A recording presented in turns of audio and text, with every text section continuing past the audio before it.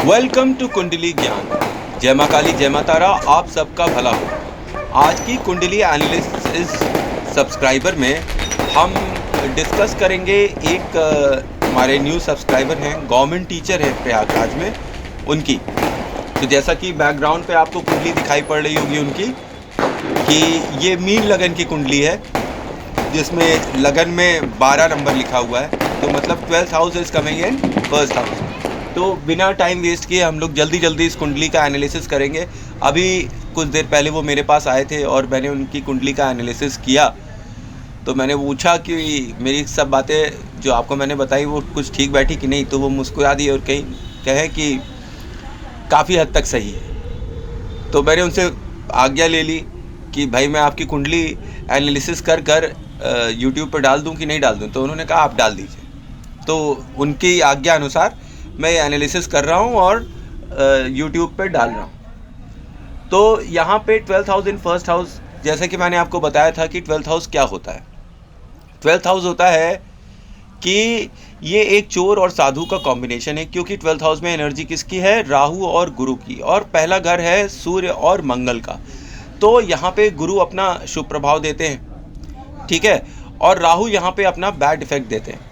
तो ऐसा जातक जिसका 12वां घर पहले घर में आ गया है, तो सबसे पहली बात तो ये जातक जो है मेडिटेशन करता होगा, ध्यान साधना भी करता होगा, इसको ध्यान करने में अच्छा भी लगता होगा, ठीक है, पूजा पाठ करना इसके चरित्र में होगा। दूसरी चीज़ कि 12वां घर यहाँ पर नींद का हाउस है, तो इसकी रातों की नींद जो है वो हराम हो गई होगी अपने लाइफ पार्टनर की वजह से, और इनको स्लीप रिलेटेड डिसऑर्डर्स ज़रूर होंगे। दूसरी चीज़ कि अब 12वां घर यहाँ पर बैठा हुआ है, तो 12वां घर आपको और कैसी पावर देता है? तो यहाँ पर आप सामने तो कहते हैं कि भाई हमें दुनिया में कुछ नहीं चाहिए, हमारे पास सब दुनिया में सबका भगवान का दिया हुआ सब कुछ है, पर अंदर से आप के लालच ज़रूर होती है, एक हंगर होती है पैसे की, कि मुझको किसी न किसी रूप से पैसा मिल जाए, ज़्यादा से ज़्यादा बड़ा हिस्सा मुझे ही मिले। मतलब अगर हिस्सेदारी हो रही होगी तो आप तो दिखाएंगे मुझे कुछ नहीं चाहिए, पर अंदर से आपकी इच्छा होगी कि आपको सबसे बड़ा हिस्सा वहाँ मिले। यहाँ पे जातक जो है वो लालची बन जाता है, बहुत लालची। वो हर चीज़ में गुणागणित करता रहता है कि मुझे कम से कम में ज़्यादा से ज़्यादा मिल जाए। वो हर चीज़ फ्री में पाने की सोचता है कि मुझे कुछ करना ना पड़े और मुझे ऐसे ही मिल जाए। उसके ख्वाबों ख्यालों में होता है कि मेरा जो लाइफ पार्टनर है वो तो सुपरमैन होगा या सुपर वुमन होगी, ठीक है। तो अपनी लाइफ पार्टनर से बहुत ही ज़्यादा एक्सपेक्टेशंस होती है इनको, कि जितना ये इन्वेस्ट नहीं करते अपने लाइफ पार्टनर में, उससे ज़्यादा ये अपने लाइफ पार्टनर से उम्मीदें लगाए रहते हैं। अब जब यहाँ 12वां घर 7वीं दृष्टि डालता है, 7वां एस्पेक्ट डालता है 7th हाउस पे, तो वहाँ 6th हाउस लिखा हुआ है। तो आप एक बात समझिए, ये जातक जो है अपने लाइफ पार्टनर को अपना कंपटीशन समझेगा, ठीक है, और इनकी मैरिड लाइफ देर सबेर ज़रूर डिस्टर्ब होगी, रोगों से, ऋणों से और शत्रुता से, क्योंकि 6th हाउस रोग ऋण शत्रु का घर है, ठीक। तो पूरी लाइफ की ये प्रिडिक्शन है, एक जनरल प्रिडिक्शन, कि आपकी लाइफ स्पैन में आपकी पत्नी को कोई ना कोई रोग लगा रहेगा, उनको चाइल्ड बर्थ से रिलेटेड इश्यूज होते रहेंगे, क्योंकि 6th हाउस में एनर्जी किसकी है? बुध और केतु की। केतु यहाँ पर बच्चे का भी कारक होता है। तो आप एक बात समझिए कि आपकी जो वाइफ होंगी उनको मिसकैरेजेस होने के भी बहुत चांस है, ठीक है, कि मिसकैरेज हो जाए, चाइल्ड रिलेटेड प्रॉब्लम हो जाए, और आप अपने जो लाइफ पार्टनर हैं उनको अपना प्रतिद्वंदी समझते हैं। आप समझते हैं कि ये तुम्हारा है, ये मेरा है, तुम यहाँ जाओ मैं वहाँ जाऊँ। और जैसे जैसे समय बीतेगा आप अपनी मैरिज में थोड़े से अलग से हो जाएंगे, कुछ एक सेपरेशन जैसी स्थिति हो सकती है, कि सेपरेशन जैसी स्थिति जैसे कि आपका बेड अलग हो जाए और उनका बेड अलग हो जाए। ऐसी स्थिति हो सकती है कि आप एक कमरे में सो रहे हैं और वो दूसरे कमरे में सो रहे हों। तो शैया सुख यहाँ पर बहुत हद तक खराब हो जाता है। राहु यहाँ पर आपको राहु की एनर्जी जो फर्स्ट हाउस में आती है 12th हाउस के साथ, ये आपको बहुत लालची बनाती है। दूसरी तरफ गुरु 12th हाउस का लीडर है, मतलब उसका मालिक कौन है? गुरु है। तो ये यहाँ आपको अति विद्वान भी बना देती है, चालाक बना देती है, साथ में विद्वान भी बना देती है। आप एक बहुत ही चालाक और विद्वान व्यक्ति हो सकते हैं, ठीक है। तो अब इसके आगे हम लोग जल्दी से चलते हैं कि जब सेकेंड हाउस में हम आते हैं तो सेकेंड हाउस में हम देखते हैं नंबर 1 लिखा हुआ है। अब यहाँ पे मंगल की एनर्जी बॉडी के साथ आप अपने भाई बहनों की मदद करने के लिए, फैमिली मेम्बर्स की मदद करने के लिए स्वयं शरीर से प्रस्तुत रहते हैं। यहाँ पे ये आपको एक एक्सीलेंट बिजनेसमैन बना देता है।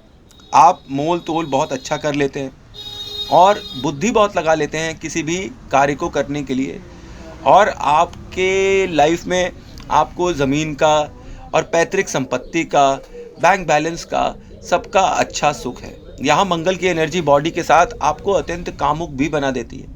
आपको यहाँ पे मल्टीपल लव अफेयर्स भी देती है, और आपकी वाणी यहाँ पर बहुत ही थोड़ी सी कड़क टाइप की हो सकती है। हाँ, कड़क टाइप की वाणी हो सकती है आपकी, और आपका जो संबंध आपके फैमिली मेम्बर्स से हो सकता है वो थोड़ा सा कठोर भी हो सकता है, पर आप अपनी फैमिली के लिए बहुत प्रोटेक्टिव हैं और प्रोडक्टिव भी हैं, और मेहनत करते हैं अपनी फैमिली वेल्थ में, अपने फैमिली मेम्बर्स की वेल्थ में कंट्रीब्यूट करते हैं अपने शरीर से मेहनत करके, ठीक है। तो यहाँ पैसों के मामले में आपको ये एक अच्छा फल प्रदान करता है। दूसरी तरफ जब हम थर्ड हाउस में आते हैं और यहाँ पे हम केतु को देखते हैं दूसरे हाउस के साथ, तो ये यहाँ पे स्थिति बिगाड़ देता है। अब किसी न किसी वजह से आपका संबंध आपके फैमिली मेम्बर्स से गड़बड़ होता रहता है। दूसरी चीज़, यहाँ पे केतु आपको स्किन रिलेटेड प्रॉब्लम्स देता है और आपके फैमिली मेम्बर्स को भी स्किन रिलेटेड प्रॉब्लम देता है। यहाँ पे केतु आपके धन की हानि करता है, बैंक बैलेंस को डिस्ट्रॉय करता है, ठीक है, फैमिली मेम्बर्स को हेल्थ इश्यूज देने लगता है। तीसरी बात कि केतु की यहाँ प्रेजेंस आपकी मैरिड लाइफ को भी डिस्टर्ब करती है, डिस्ट्रॉय करती है। आपको चाइल्ड रिलेटेड इश्यूज हो सकते हैं। आपका संबंध जो भी आपको क्या कहते हैं, भैया कहता हो या आपकी साली लगती हो, उसके साथ आपका कुछ अनैतिक संबंध हो सकता है। आप उसके साथ कोई प्रोफेशनल फील्ड में जा सकते हैं। आपको अपने छोटे साले साली और जो भी आपको भैया कहता हो उसके साथ कभी पार्टनरशिप नहीं करनी चाहिए, बिल्कुल भी नहीं करनी चाहिए, क्योंकि इससे आपको केवल हानि और केवल हानि ही होगी। धन की हानि होगी, पार्टनरशिप में हानि होगी, और अपनी मैरिड लाइफ में तो ज़रूर से हानि होगी। यहाँ केतु बुध के घर में, वाणी के घर में बैठकर आपको एक अजीब सी बदनामी देता है। ये आपको किसी न किसी रूप में बदनाम कर देता है, किसी न किसी रूप में। केतु जब थर्ड हाउस में बैठा होता है, केतु परफॉर्म्स वेरी बैडली, जैसे मैंने हमेशा कहा, in third house and sixth house. सबसे नेगेटिव रिजल्ट्स देता है केतु थर्ड हाउस और सिक्स्थ हाउस में। तो जब भी केतु यहाँ आए, समझ लीजिए कि रिश्तों में तो 100% आपके खराबी आ जाएगी। आपके छोटे भाई बहन होंगे नहीं, और अगर होंगे तो उनसे आपके रिलेशंस अच्छे नहीं होने चाहिए, ठीक है। तो वाणी को यहाँ पर केतु एक अजीब सा, मतलब लक्ष्यहीन बना देता है। यहाँ पे आपके पास बहुत टैलेंट होगा लाइफ में, आपके अंदर काफ़ी गुण होंगे, पर आप उनका सदुपयोग नहीं कर पाएंगे। आप रिश्तों में हमेशा भटकते रहेंगे। भटकाओ, कोई ना कोई रिश्ता आपको हमेशा जीवन भर भटकाता रहेगा, कि कभी इस चीज़ के लिए तो कभी उस चीज़ के लिए। और केतु यहाँ पे एक्स्ट्रा मैरिटल अफेयर्स देता ही देता है। तो यहाँ पर केतु जब एक्स्ट्रा मैरिटल अफेयर दे देता है तो आप समझ लीजिए कि बहुत बुरी स्थिति हो जाती है। तब फैमिली मेम्बर्स को हानि, और आपकी वाणी को हानि, आपके कम्युनिकेशंस को हानि, आपके रिलेशनशिप्स में हानि, ठीक है। ये सब तो ऐसे ही स्टार्ट हो जाता है, प्लस बदनामी भी ज़रूर मिलती है यहाँ पर जब केतु जो है थर्ड हाउस में बैठा हुआ है और सेकेंड हाउस के साथ बैठा हुआ है। तो यहाँ पे आपको मैं एक बार फिर से एडवाइस दूंगा कि अपने छोटे भाई बहनों के साथ कभी भी कोई काम नहीं करिएगा, ना ही खास तौर पे अपनी साली या साले को कभी नहीं बुलाइएगा। जो भी शख्स आपको भैया कहता हो, खास तौर पे अगर औरत आपको कोई भैया कह रही हो, तो उससे 10 गज दूर रहिएगा हमेशा, ये सोच कर कि देर सवेर ये छोटी बहन बनने वाली साली मुझको हानि पहुंचा सकती है। ठीक है, अब हम इसके आगे जल्दी चलते हैं 4th हाउस में। जब 4th हाउस में हम पहुंचते हैं तो यहाँ पर हम शनि और शुक्र की युति देखते हैं। Shani performs good in 4th house and शुक्र अपने दोस्त शनि के साथ है। शनि दीवाना शुक्र का, जैसे मैंने बताया था, ये घर चंद्रमा का है और शनि यहाँ अच्छा परफॉर्म करता है, पर शुक्र यहाँ चंद्रमा के घर को डिस्ट्रॉय करता है। इसका मतलब शादी के पश्चात आपके जीवन में आपकी पत्नी की चलेगी। दूसरी बात, यहाँ शुक्र उच्च का है और देने की स्थिति में है, 21 डिग्रीज में है। और जब शुक्र दूध और दही मिलेंगे तो क्या हो जाएगा, आप भी बताइए क्या होगा? दही बन जाएगी भाई। तो यहाँ पे शुक्र ही शुक्र है। तो एक सिचुएशन यहाँ पे क्या बनती है कि जो आपको जीवन में सुख है वो डबल मिलेगा, हमेशा डबल मिलेगा। तो एक तरीका ये भी है कि आपकी या तो 2 शादी होगी, या तो फिर आपको एक साथ 2 स्त्रियों का सुख मिल सकता है। यहाँ एक साथ 2 संबंध आप बना सकते हैं। एक स्त्री के होते हुए भी आपको एक और स्त्री मिल जाएगी लाइफ में, ये ग्रह कहते हैं और मेरी कैलकुलेशन कहती है। आपकी जगह कोई और होता तो उसके साथ भी मैं यही कहता कि एक साथ आपकी 2 स्त्रियाँ हो सकती हैं।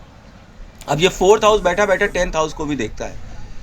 तो 10th हाउस जब देखता है और वहाँ 9th हाउस लिखा है, तो 9th हाउस तो आपको गवर्नमेंट सर्वेंट बना ही दिया है, गवर्नमेंट टीचर आपने बता ही दिया है। तो गवर्नमेंट टीचर आप हैं, प्लस ये सूर्य और शुक्र, ये शुक्र और शनि की जो युति है, ये बैठे बैठे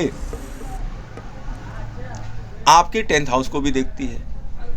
और यहाँ पे 3rd हाउस लिखा हुआ है। इसका मतलब कि वाणी से रिलेटेड आप काम कर रहे हैं, ठीक है, आप टीचर हैं, तो जो ये शुक्र और सूर्य बैठे हुए हैं, शुक्र और शनि जो बैठे हुए हैं, शनि दीवाना शुक्र का, ये जब आपके अपने घर को देखता है तो ये आपकी संलिप्तता वहाँ पे भी बना देता है कि आप अपने प्रोफेशन में हैं और वहाँ पर आप किसी ऐसी स्त्री के साथ जुड़े होंगे जो कि एक एक्स्ट्रा है आपकी पत्नी के अलावा। तो 2 स्त्रियों का आपको सुख है कि एक प्रेमिका हो सकती है, एक पत्नी हो सकती है, और दोनों साथ में हो सकते हैं। और जो प्रेमिका होगी वो या तो टीचिंग प्रोफेशन में है, आप ही के प्रोफेशन में, या तो आपकी पत्नी आपके प्रोफेशन में है। दोनों में से जो नहीं होगा तो दूसरा आपको उसी प्रोफेशन से मिलेगा। इस बात की बहुत ही अधिक संभावना है।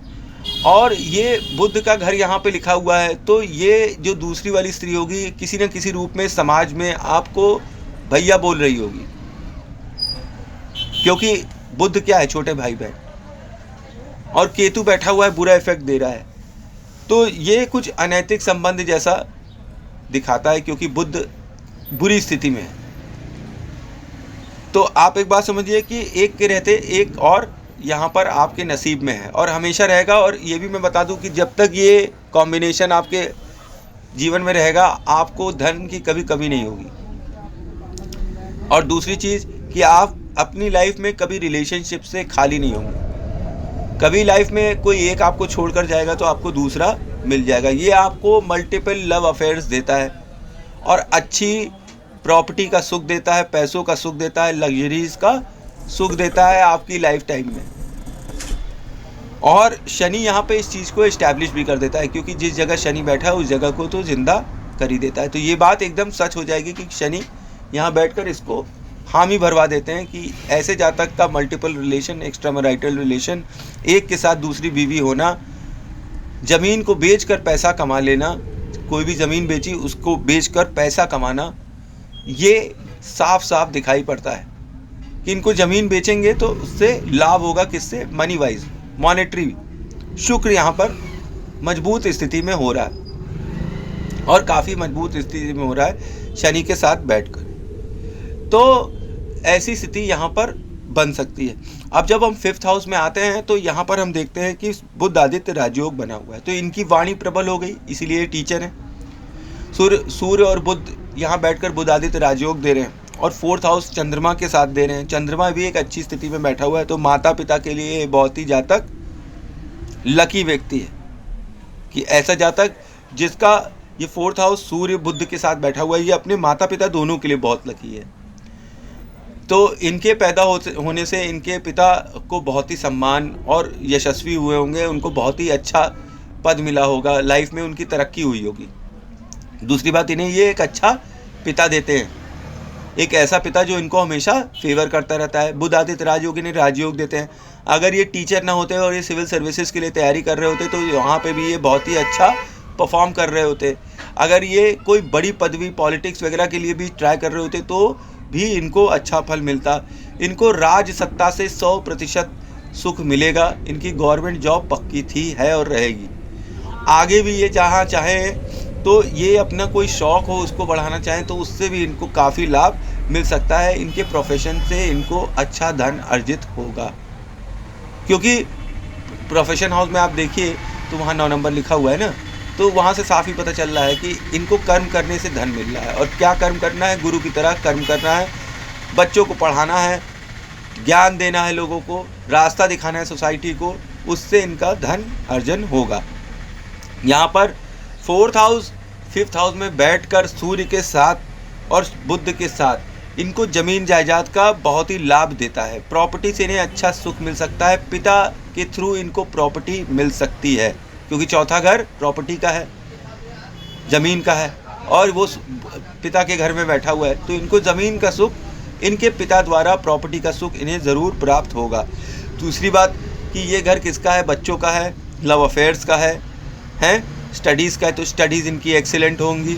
लव अफेयर्स इनके 110% हो रहे होंगे और अच्छे खासे होंगे, और कोई आंडू पांडू इंसान से नहीं हो रहे होंगे, बड़ा पढ़ा लिखा व्यक्ति होगा जिसके साथ इनका संबंध हमेशा बनेगा।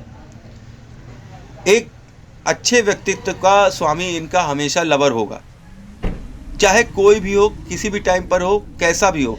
इनका जो प्रेमी या प्रेमिका होते हैं वो एक उच्च स्तर के लोग होते हैं, वो भी राजकीय सम्मान प्राप्त व्यक्ति होते हैं, मतलब वो भी शासन से संबंधित ज़रूर होते हैं। तो जैसा मैंने पहले बोला था 4th हाउस को देख के कि इनका जो प्रेम संबंध होगा वो इनके प्रोफेशन से रिलेटेड है। अब मैं यहाँ बोलता हूँ कि अगर इनका प्रोफेशन टीचिंग का है तो जो भी इनकी प्रेमिका होगी वो किसी न किसी गवर्नमेंट जॉब से रिलेशन उसका ज़रूर होना चाहिए। यहाँ बुध आदित्य राजयोग यही बताता है कि इनकी प्रेमिका ऐसी होगी, पत्नी नहीं, मैं प्रेमिका की बात कर रहा हूँ।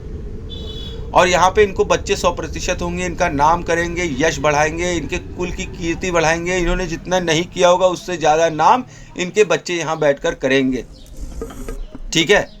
और दूसरी चीज़ कि यहाँ पे इनकी पढ़ाई तो बहुत अच्छी हो ही जाती है, ठीक। अब पिता से इनको सुख मिलना ही मिलना है। पिता हमेशा इनके फेवर करेंगे, जब तक ये अपने पिता का आशीर्वाद लेते रहेंगे ये जीवन में हमेशा तरक्की करेंगे।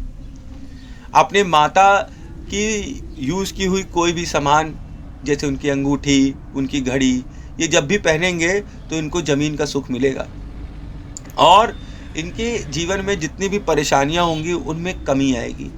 इनको पैसों का और भी हर तरीके की लग्जरी का सुख इनको प्राप्त होगा, और प्लस इनके दिमाग की जो टेंशन है वो भी दूर होने लगेगी। अब आगे बढ़ते हैं कि ये 5th हाउस तो इनका एक तरीके से समझ लीजिए कि सामने सामने दिख रहा है राजयोग है। पिता और शासन से ये हमेशा फेवर पाते रहेंगे लाइफ टाइम।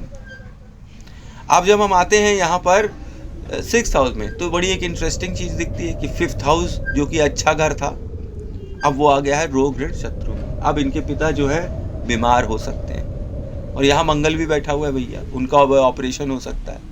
इनको यहाँ एक्सीडेंट्स का सामना करना पड़ सकता है। इनके बच्चे इनके ओल्ड एज में इनको छोड़ के चले जाएंगे, विदेश चले जाएंगे, हो सकता है, ये भी हो सकता है। पर ओल्ड एज में इनके साथ वो नहीं देंगे, इनके साथ वो नहीं रहेंगे। ये बहुत पॉसिबिलिटी कि इनके बच्चे ओल्ड एज में इनको छोड़कर चले जाएं बाहर पढ़ने के लिए और वहीं सेटल हो जाएं।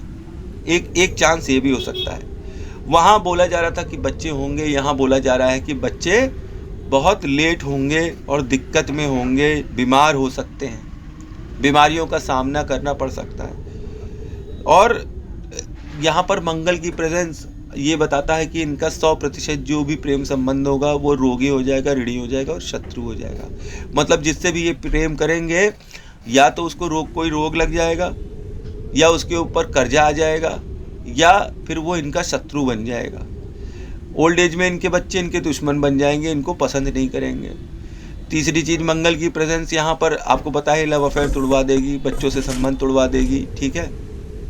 तीसरी चीज़, जो भी ये रिलेशन रखेंगे अपनी लाइफ टाइम में वो इनका टूट जाएगा। जिससे भी ये प्रेम करेंगे, देखिए इस एक तरीके का श्राप है कि जिससे भी प्रेम करो वो रोगी, ऋणी और शत्रु हो जाए, वो आपके अगेंस्ट हो जाए। ये बहुत ही खराब श्राप है। और मंगल की यहाँ प्रेजेंस मैं हमेशा बेकार मानता हूँ। ये डिवोर्स दे देती है, सेपरेशन इन मैरिज दे देती है, कोई डिस्टेंस दे देती है एटलीस्ट। और यहाँ पे बच्चों से दे रही है, लव अफेयर से दे रही है, पिता से भी ये दूर जाकर निवास करेंगे, पिता का भी साथ ये छोड़ देंगे अंत में, क्योंकि पिता का घर है, वो पिता का घर भी इनका छूट जाएगा। तो अपने पिता के घर में ये शायद बहुत पॉसिबिलिटी है कि उसको बेच दें और कहीं दूसरी घर चले जाए, ऐसा हो सकता है। पिता से हेल्प मिलेगी, मैंने 5वें घर को देख के बताया, 6वें घर में यही बता रहा हूँ। तो इनके बच्चों की हेल्थ और इनके पिताजी की हेल्थ, इनके लवर्स की हेल्थ हमेशा ख़राब रहेगी। और यहाँ पे 5th हाउस बैठा हुआ है, तो शादी के अंदर प्रेम संबंधों में कोई ना कोई कड़वाहट आती ही रहेगी।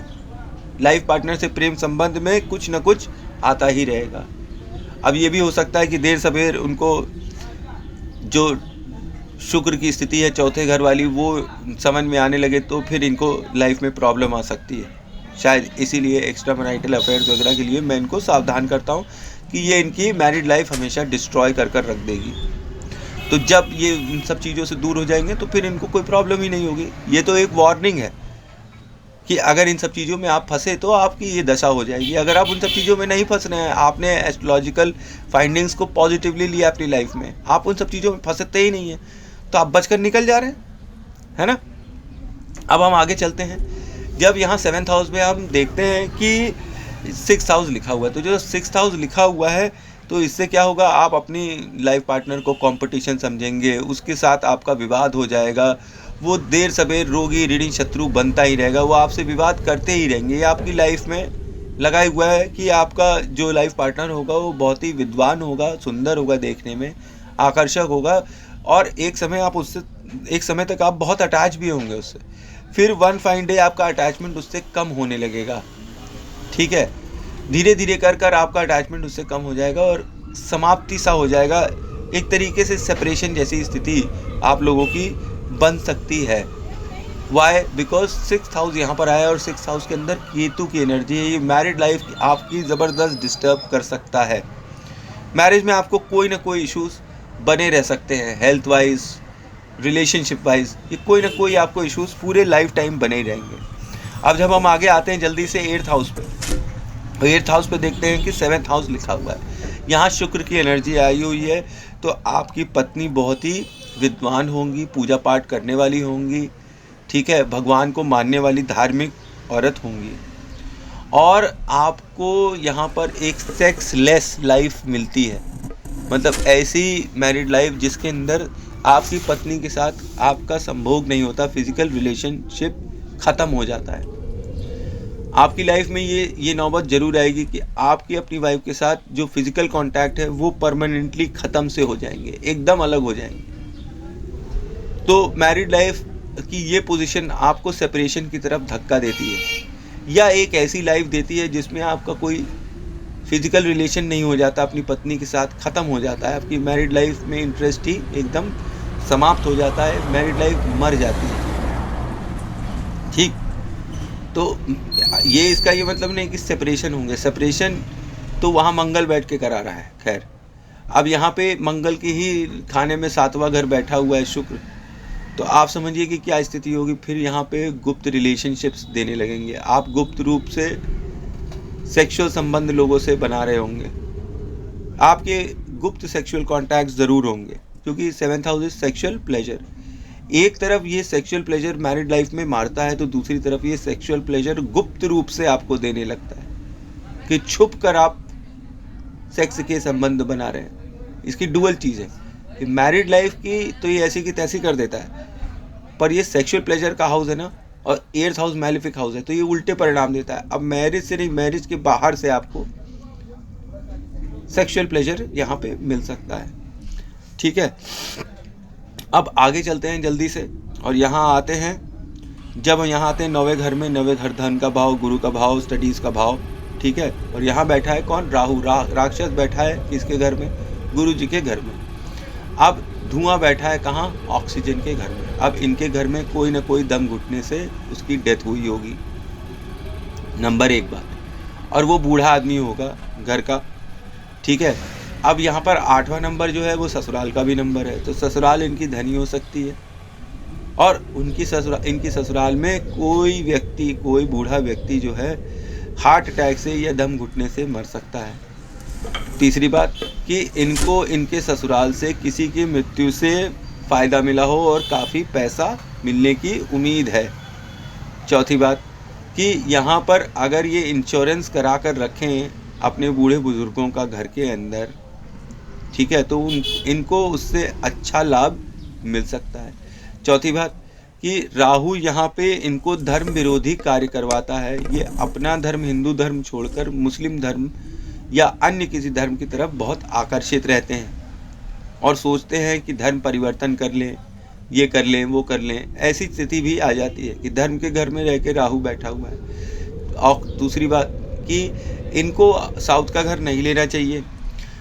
और एक और बात कि इनको अपने घर में वेंटिलेशन चेक करना चाहिए। इनके घर के अंदर की जो किचन है उसकी जो फ्रेश एयर फैन है वो ख़राब हो गया होगा, या उसकी चिमनी ख़राब हो गई होगी, और इनकी चिमनी जब ख़राब हो गई होगी तो जो किचन का जो छौंका लगा हुआ धुआं और ये सब होता है वो घर के अंदर आता होगा। ठीक है, तो वो घर के अंदर धुआं आता होगा। ऐसी स्थिति में इनको वेंटिलेशन का खास तौर पे ध्यान रखना चाहिए, क्योंकि अगर वेंटिलेशन की स्थिति ये सही नहीं करेंगे अपने घर में तो इनके घर में मृत्यु का तांडव स्टार्ट हो जाएगा और एक के बाद एक घर में लोगों की मृत्यु हो सकती है। 8वां घर ससुराल का है तो ससुराल में भी मृत्यु हो सकती है। ठीक है, और 8वां घर खुद मृत्यु का ही है और 9वां घर बुजुर्गों का है। तो आप ये समझ लीजिए कि यहाँ पर घर में बूढ़े बुजुर्गों की मृत्यु हो सकती है इस वजह से। तो घर का वेंटिलेशन हमेशा चेक करना चाहिए कि घर बहुत वेंटिलेटेड हो। ऐसे लोगों को बिना वेंटिलेशन के दम घुटने वाले कोई भी कमरे में भी नहीं रहना चाहिए। इनके कमरे में भी अच्छा खासा वेंटिलेशन होना चाहिए। अगर इनका घर वेंटिलेटेड नहीं होगा तो राहु के बुरे प्रभाव इनको ज़रूर मिलेंगे, इन्हें धन की हानि होगी और ये इधर उधर धर्म विरोधी कार्य, एंटी सोशल लोगों के साथ कार्य करने लगेंगे या एंटी सोशल एलिमेंट्स के साथ उठने बैठने लगेंगे जो इनका धन का हानि जरूर करेगा। तो गलत कार्यों में इनका पैसा लग सकता है अगर ऐसी स्थिति हुई कि इनके घर में वेंटिलेशन नहीं है। तो अब जल्दी से आगे चलते हैं 10th हाउस में। 10th हाउस पहुंचते हैं तो वहाँ पे 9th हाउस लिखा है। 9th हाउस में इनकी सरकारी नौकरी है। जैसा कि मैंने बताया कि 9th हाउस गुरु का हाउस है, धन का हाउस है। कर्म के भाव में इनका धन का भाव आया हुआ है। तो धन, ये धर्म का भाव जो है ये यहाँ पे इनको क्या कर देगा कि इनको धन अर्जन करवाएगा। किससे? इनके कर्म से। और कर्म क्यों होंगे? गुरु जैसे होंगे, मतलब कि गुरु की वाणी होगी। तो यहाँ पे गुरु जो है आपको टीचर बना रखा है सरकारी विभाग में, ये उसने आपको दे दिया है। अगर आप चाहते तो IAS भी बन सकते थे, PCS भी बन सकते थे, लेकिन आपने वो शायद योग देखा नहीं और छोड़ दिया उसे। खैर, क्योंकि बुध आदित्य राजयोग आपके 5th हाउस में बने तो आप बन सकते थे IAS ऑफिसर, अगर आप ट्राई करते तो। आपने नहीं किया तो आप सरकारी जॉब में आए ही आए, टीचर बनकर आ गए, कोई बात नहीं है भाई, ये भी सही चीज़ है। अब यहाँ से हम आगे चलते हैं जल्दी से 11वें घर में। 11वें घर में 10वां नंबर लिखा हुआ है। तो अब आप समझिए सब लिंक है कि भाग्योदय होगा इनका किससे? इनके कर्म से। कर्म का भाव क्या है? 9वां नंबर। धन मिलेगा इनको। सब के सब लिंक हो गए ना। 10वां घर लिंक हो गया, 11वां हो गया और 9वां भी लिंक हो गया कि पैसा इन्हें कहाँ से मिलेगा? ज्ञान बांटने से, लोगों को रास्ता दिखाने से, लोगों की हेल्प करने से इनको पैसा अर्जन कर सकते हैं। यहाँ पे एस्ट्रोलॉजर, न्यूमरोलॉजी, पामिस्ट्री, तांत्रिक, मांत्रिक, धर्म का ज्ञान करने वाला, धर्म का प्रचारक, धर्म के कार्यों से लाभ पाने वाला व्यक्ति हो सकता है, मतलब उससे धन अर्जन करने वाला है। ईश्वर की कोई भी भक्ति करने से यहाँ पर अच्छा लाभ मिल सकता है। ईश्वर के बारे में ज्ञान देने से यहाँ पे अच्छा लाभ हो सकता है। और भाग्य से ही इनको ये प्रोफेशन मिला है। 11th हाउस में 10th हाउस बैठा हुआ है अपनी ही राशि में, तो प्रोफेशन वाइज और पैसे वाइज ये बहुत ही स्ट्रांग रहेंगे। रिलेशनशिप भले ही कमज़ोर हो रही हो कुंडली के अंदर, तो यहाँ चंद्रमा इनका 11th हाउस में बैठा है, तो इन्हें ज़मीन जायदाद का सुख ज़रूर से मिलेगा। इन्हें चांदी का कड़ा पहनना चाहिए अगर ये अपने जीवन में और फाइनेंशियल तरक्की देखना चाहते हैं तो, और इससे आपका भाग्योदय भी होगा चांदी का कड़ा पहनने से। ठीक है, अब इसके आगे हम लोग चलते हैं और 12th हाउस में देखते हैं। तो 11th हाउस लिखा है, गुरु के साथ लिखा हुआ है। तो यहाँ पर एक बात आप समझ लीजिए कि गुरु के प्रभाव बढ़े, तो गुरु पीछे आकर अतिचारी बैठा हुआ है, तो वो आके 11th हाउस में आया। यहाँ चंद्रमा बैठा है, तो यहाँ गज केसरी योग बन रहा है। इसीलिए मैं कह रहा हूँ कि चांदी का कड़ा पहनिए, तो आपको आपका भाग्योदय होगा और पैसा ही पैसा नज़र आने लगेगा चारों ओर, जब चाहे कहीं से भी आए। आपकी टीचिंग से ही कहीं ना कहीं से टीचिंग का इतना जलवा हो जाए कि आप फेमस हो जाएं, क्योंकि चंद्रमा आपको यहाँ फेमस भी कर सकता है, बशर्ते आप इसको गुरु के साथ बैठा दीजिए। आपको इंटरनेशनल लेवल की भी ये प्रसिद्धि दे सकता है। आपके अंदर ऐसा कुछ टैलेंट है जो आपके यहाँ पे काम आने लगेगा। ठीक है, वैसे भी केतु आपका गड़बड़ है, तो केतु की रेमेडी आपको करनी ही चाहिए लाइफ टाइम पर।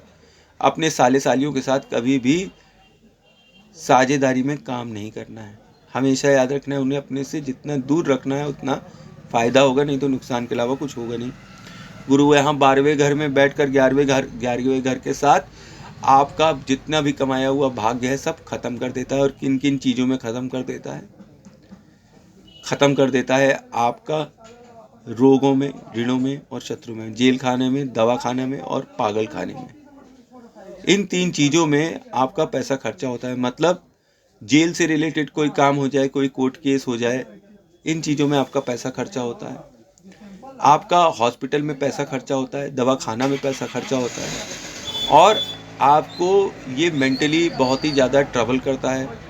और जो जैसे मैंने बोला कि पागल खाना, मतलब आपको इतना स्ट्रेस देता है कि आपका दिमाग ख़राब हो जाता है।